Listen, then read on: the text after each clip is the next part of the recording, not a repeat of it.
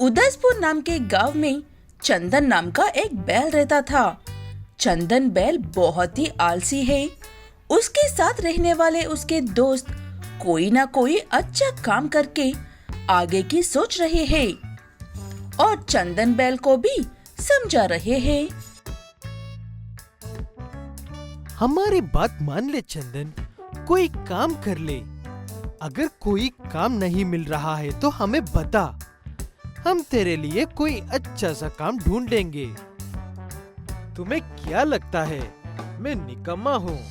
मैं बस सही समय का इंतजार कर रहा हूँ। तुम सब चिंता मत करो दोस्तों। ऐसे कहते हुए चंदन बैल हर बात को इसी तरह से ही टाल देता है।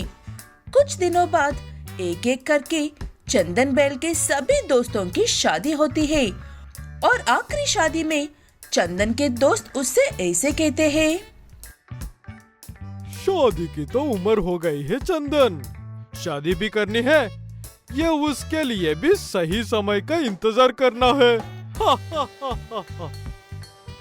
ऐसे कहते हुए सभी दोस्त हंसने पर चंदन बैल चुपचाप वहाँ से चला जाता है और अगले दिन सुबह अपने पिता से ऐसे कहता है, पिताजी, मेरे सभी दोस्तों की शादी हो गई है, अब मैं अकेला बचा हुआ हूँ, जल्दी से मेरी भी शादी करवा दीजिए। शादी ऐसे नहीं होते हैं बेटा, पहले तुम मुझे साबित करो कि तुम शादी करने का लायक हो गए हो और अपनी पत्नी और बच्चों को संभाल सकते हो भविष्य में। ऐसे कहते हुए चंदन बैल के पिता कहता है कि उसे एक सोने का खड़ा लेकर आकर उन्हें देना होगा। उसके बाद चंदन के पिता उसकी शादी के बारे में सोचेंगे। वो बात सुनकर चंदन को ऐसा लगता है, बस इतनी सी बात को आप साबित करना कहते हो पिताजी? मैं कल सुबह ही एक सोने का कड़ा लेकर आकर आपके हाथों में रख देता हूँ। ऐसे कहते हुए अगले दिन सुबह चंदन बैल अपने दोस्तों से मिलकर कहता है कि उसके पिता उसकी शादी करवाने के लिए एक सोने का कड़ा मांग रहे हैं। चंदन बैल के दोस्त वो हमेशा से ही हर बात में आलस करता है कहकर उसे एक सोने का कड़ा लेकर देते हैं। चंदन बैल उस कड़े को लेकर जाकर अपने पिता के हाथ में रखता है। चंदन बैल के पिता उस कड़े को देखे बिना ही घर के बाहर फेंक देते हैं। दोस्तों से लिया, इसीलिए पसंद नहीं आया होगा। कोई बात नहीं, मेरे पास एक और उपाय है। ऐसे कहते हुए चंदन बैल गांव के एक धनवान से पैसे उधार लेकर सोने का कड़ा खरीद कर लाकर अपने पिता को देता है। इस बार भी चंदन के पिता सोने के कड़े देखे बिना ही घर के बाहर फेंक देते हैं। इन्हें ये भी पसंद नहीं आया है। अब कहाँ से कोशिश करूं? हाँ, माँ से पूछकर देखता हूँ, वो मना नहीं करेगी।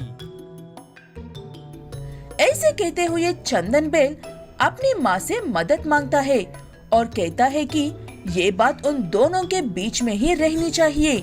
ठीक है कहकर चंदन बैल की माँ उसे एक सोने का कड़ा खरीदने के पैसे देती है। चंदन बैल एक बार और अपने पिता के हाथ में सोने का कड़ा लाकर रखता है। इस बार भी चंदन बैल के पिता हमेशा की तरह कड़ा उठाकर फेंक देते हैं घर के बाहर। चंदन बैल को कुछ भी समझ में नहीं आता है, इसलिए वो गांव में घूमने के लिए जाता है। तब उसे उसका कर्जदार पकड़ लेता है।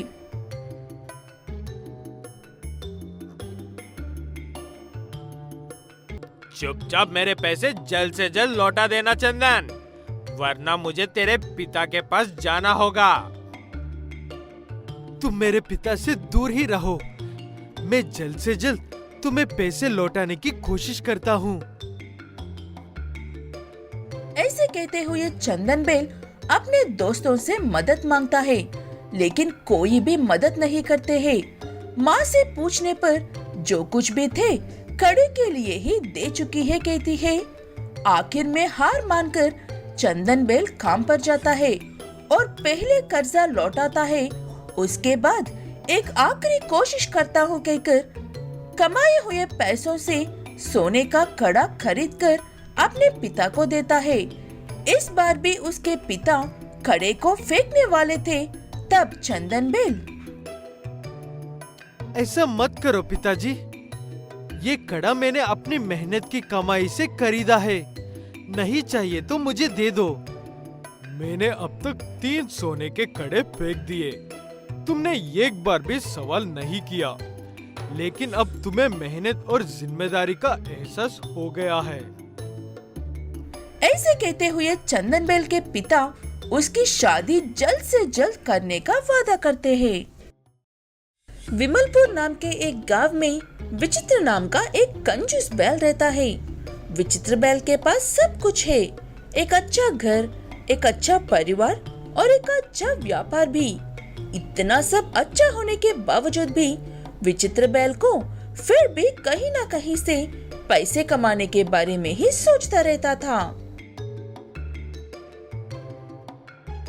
क्या बात है जी, आज सुबह सुबह किसी गहरी सोच में लग रहे हो? बात क्या है आखिर में? मैं हर रोज और पैसे कमाने के बारे में सोच रहा हूँ, लेकिन मुझे कोई उपाय नजर नहीं आ रहा है। तुम्हें कोई उपाय बता दो जिससे मुझे बिना कोई मेहनत किए पैसे कमाने को मिल जाए। क्या करोगे और पैसे कमाकर?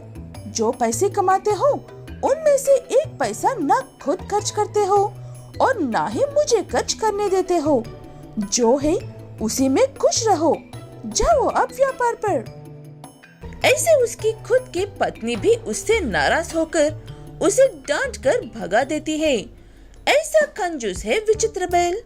विचित्र बैल के घर के ठीक सामने एक बहुत बड़ा बरगद का पेड़ है।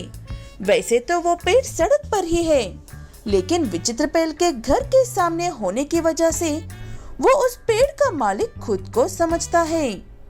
ऐसे ही एक दिन विमलपुर से गुजर रहा एक चित्र नाम का व्यापारी बहुत तेज धूप होने की वजह से उस बड़े से बरगद के पेड़ के नीचे कुछ देर आराम करने के लिए बैठ जाता है। तब उसे देखकर विचित्र बैल, ओ भाई, किससे पूछकर इस पेड़ के नीचे बैठे हो? उठो उठो, ये पेड़ मेरा है। जाओ यहाँ से, निकला। ऐसे कहते हुए विचित्र बैल चित्र बैल को एक शब्द भी बात करने दिए बिना वहाँ से भगा देता है। थका हुआ चित्र बैल आगे जाकर एक चाय की दुकान में बैठ जाता है और विचित्र बैल के बारे में ऐसे कहता है, वो कौन है भाई? ये टके हुए इंसान को कुछ देर पेड़ के नीचे आराम करने दिए बिना ऐसे भगा रहा है जैसे कि मैं कोई कुत्ता या बिल्ली हूँ। चित्रबेल इतना कहना काफी था उस चाय की दुकान वाले के लिए और जान जाता है कि वो विचित्र बैल है। मैं जानता हूँ तुम किसके बारे में बात कर रहे हो। वो इस गांव का सबसे बड़ा कंजूस है। उसकी हरकतों से आज तुम जितने परेशान हुए हो, गांव वाले और उसके परिवार वाले हर रोज उससे ही ऐसे परेशान होते हैं। ऐसे वो चाय वाला बैल चित्रबैल को विचित्र बैल के बारे में सारी बात बताता है। उसकी बातें सुनने के बाद चित्रबैल कैसे भी करके विचित्र बैल को सबक सिखाने के बारे में सोचता है और अगले दिन फिर से उस गांव में आकर विचित्र बैल से मिलता है। मैं एक व्यापारी हूँ और अक्सर यहाँ से गुजरता रहता हूँ, इसीलिए मैं तुम्हारे पेट की चाव खरीदना चाहता हूँ। बेचना चाहोगे? हमेशा ऐसे ही बात करके पैसे कमाने के बारे में सोचने वाला विचित्र बैल को वो एक बहुत अच्छा प्रस्ताव लगता है। इसलिए ठीक है कहकर विचित्र बैल उस पेड़ की चाव बेच देता है और अपनी पत्नी से ऐसे कहते हुए खुश होता है। पता नहीं कोई बेवकूफ व्यापारी आया था और उस पेड़ की छाव खरीद कर गया है। मेरा तो कुछ भी नहीं गया, लेकिन मुफ्त में पैसे कमा लिए। बहुत दिखा चुका अपनी होशियारी। कल आपके पिता की बरसी है, दावत की तैयारियां करो, सभी मेहमान को बुलाओ। कल विचित्र बैल के पिता को मरकर पूरे 1 साल होने की वजह से घर पर दावत है और सभी मेहमान आने वाले हैं। इन्हें विचित्र बैल की हर कंजूसी के बारे में अच्छे से जानते हैं। अगले दिन सुबह सभी मेहमान आते हैं और दावत भी अच्छे से चल रही होती है। तभी चित्रबैल अपने दोस्तों के साथ आकर उस पेड़ के नीचे बैठ जाता है। चित्रबैल अपने दोस्तों के साथ उसी पेड़ के नीचे बैठकर जोर जोर से बातें करते हैं और हंसते हैं। यहाँ पर क्या हो रहा है और वो सब क्या शोर मचा रहे हैं? भगाओ उन्हें यहाँ से। अपनी पत्नी को समझाकर शांत करवा देता है, लेकिन जैसे जैसे दिन ढलता जाता है पेड़ की छाव घर पर गिरने लगती है। तब चित्रबैल और उसके दोस्त वहाँ पर पहुँच जाते हैं। मेहमानों में से एक मेहमान गुस्से में चित्रबैल को वहाँ से जाने को कहता है। तब चित्रबैल कहता है कि उसने वो छाव खरीदी है विचित्रबैल से। वो जहाँ पर जाएगी वो और उसके दोस्त वहीं पर रहेंगे। तब विचित्रबैल के सभी रिश्तेदार उससे और उसकी कंजूसी से नाराज होकर छोड़कर चले जाते हैं। ये कंजूसी तो बहुत बुरी है।